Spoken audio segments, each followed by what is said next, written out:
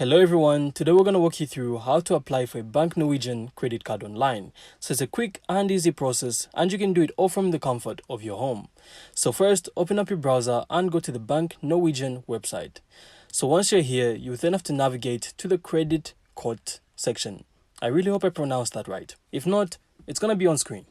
So this is where you can find all the information about their credit card offerings. So this bank offers a credit card with no annual fees, up to 45 days of interest-free credit, and the option to earn either cash points or cash back on your purchases. Plus, it also includes travel and cancellation insurance. And you can also manage everything through their mobile app. So to apply, simply click on the SOC credit card button. Again, I really think I butchered that, but again, it's going to be on screen. So this will then take you to the application form. Next, you then need to provide some personal information, including your name, address, and employment details. So Bank Norwegian will then perform a credit assessment before they can offer you a credit card. So once you filled out all the information, simply submit it and you'll then receive an immediate response regarding your application status.